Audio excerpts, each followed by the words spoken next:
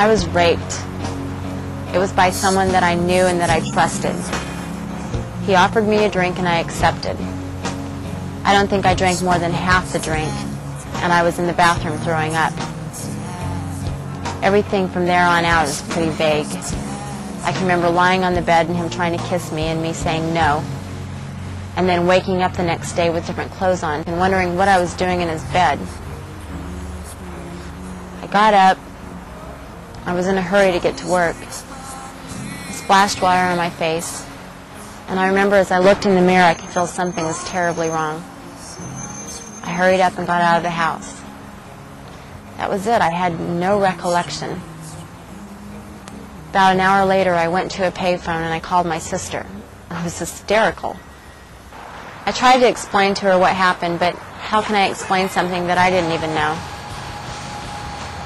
We finally pieced it together and realized that I was raped. She tried to get me to go to the police, but I refused. It sounded crazy to me. There was no way I was going to go talk to anybody else. I regret that decision. I'm Gayla Barbanel, the director of the Rape Treatment Center at Santa Monica UCLA Medical Center in Los Angeles. Some rapists are using a new weapon to incapacitate their victims, and the weapon is very powerful and very destructive, and it's what we call rape drugs. And the most common drugs that we've been seeing are Rohypnol and GHB. And they're very powerful weapons because they can be just as lethal as a gun or a knife. When mixed with alcohol, particularly, they're very dangerous. The combination can be fatal to the victim. And they also make it very easy for a rapist to commit his crime because he doesn't have to use physical force. He doesn't even have to use threats. He doesn't have to overpower the victim. If he slips a drug like this in the victim's drink, the drug is undetectable to the victim consuming the drink, and then she's incapacitated and powerless to defend herself, and the crime can be accomplished.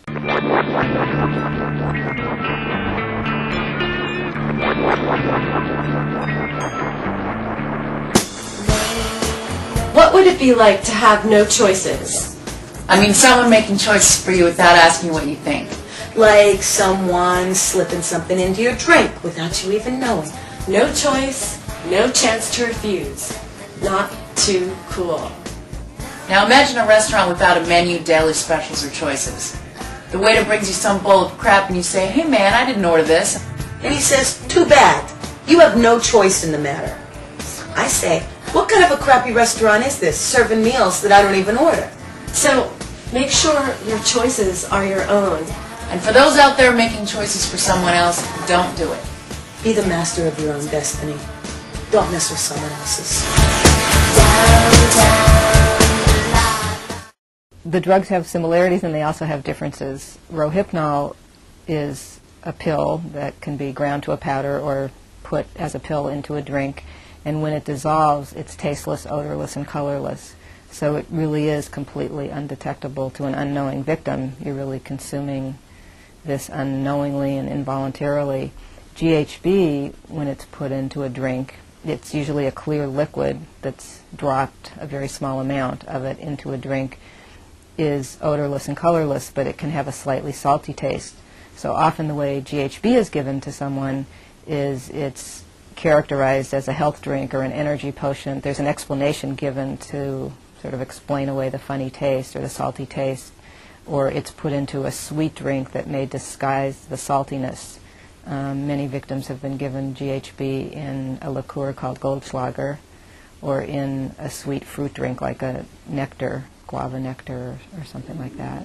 These drugs can be administered in any kind of a beverage. It can be a soft drink, it can be juice, or it can be an alcoholic beverage.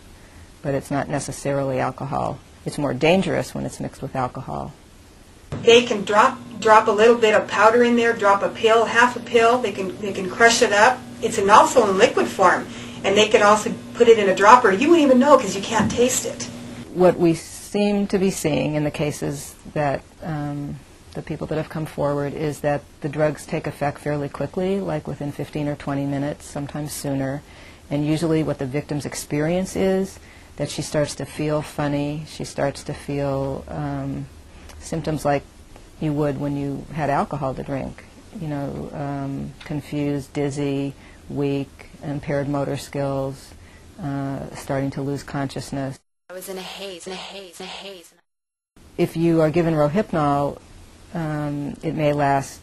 The length of time the effects last obviously depend on the amount of the substance that you consume, and also what it's mixed with. Because if it's mixed with alcohol, it's going to enhance the effects. But and there's sort of two different kinds of experiences people report. Some victims report that they completely lose consciousness and they have no memory of what happened from when the drug takes effect till when they wake up, maybe the next morning, 8 or 10 hours later. And some victims report kind of fragments of memory, that they are in and out of consciousness. I mean, maybe they come to for 45 seconds and they're aware that someone is on top of them, raping them or sexually assaulting them, but they're unable to physically mobilize themselves and respond, and then they lose consciousness again. So the experiences of victims are different, but the helplessness and the powerlessness and the effect on memory is fairly common. And that's one of the most distressing effects of these drugs, is that they produce something called anterograde amnesia, which means that you do not have memory for the events that happened when you were under the influence of the drug.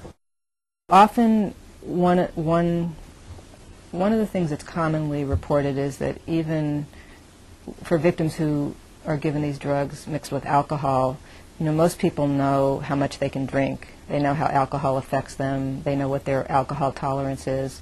And what they report is that they had a drink and it had a huge impact way beyond the amount of alcohol they consumed. And that's how they get a sense that something else happened to them. We had a drink together, not enough to make me sick and pass out the way that I did. The only things that I can remember are being in the bathroom vomiting, and then later lying in his bed begging him to leave me alone. It was like I was in a haze and I had no control over my body. I want to let you in on a few secrets. Number one, there's no formula to what makes up a real man, but the foundation is respect. A real man has a conscience, and it's up to those real men out there to stop a friend from doing what they think is wrong. Number two, remember what trust is. Trust is something to be earned, not something that miraculously happens at a bar slamming drinks down with the new fella. Number three, who can you trust today? You can trust yourself. Hey, the only person that knows what's best for you is you. Empower yourself and beware out there. And that's that. Take it easy and be safe.